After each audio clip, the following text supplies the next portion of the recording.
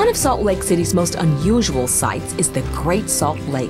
It's second only to the Dead Sea in saltiness, and that makes it perfect for mining the key ingredient to our next food find, saltwater taffy. Cindy Robison is a descendant of one of the original pioneers that settled Salt Lake City in 1846, and pioneering is in her blood. Even though Cindy hasn't had any formal food training, she's always had a love for cooking. I just thought, well, I can do this. So I became very adventurous and started to experiment in making my own taffy, and I've developed my own recipe.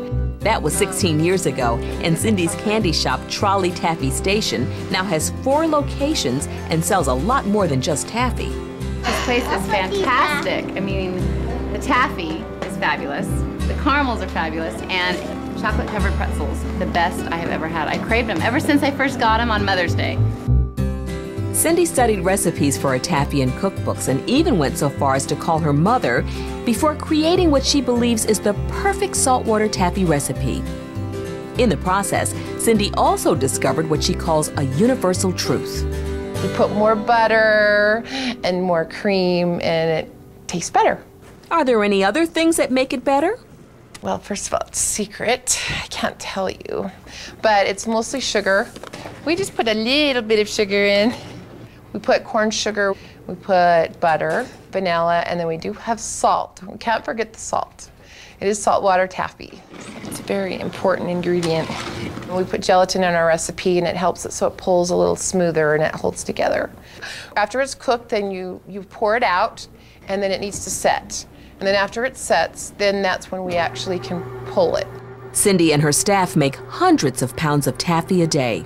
We try to use only natural ingredients. We don't put any preservatives at all in our saltwater taffy. The shelf life's not as long as, some of the items that you would find in the grocery stores because of that, but I really think that that's why it's good. While Cindy is recognized for how her taffy tastes, she says it's the way they're wrapped that has become her trademark. When we cut and wrap our saltwater taffy, we are still one of the very few places that do it by hand. When we hand wrap our taffy, we have a special wax paper that we get, and we put the piece in there, inside of it, and we twist it so it makes a really pretty little rosette. Trolley Taffy Station has 26 different flavors of taffy, each with their own unusual name. For someone with no experience in the food industry, 26 flavors of taffy might seem like more than enough. But Cindy didn't stop there. Her shop is filled with other special confections, all with a pioneer theme. There are wagon wheels, spokes, bear paws, and even a local twist on an old favorite. We take Rice Krispie treats and we cut a little corner in the top, and it looks like the state of Utah. We put it on a stick and we dip that in chocolate.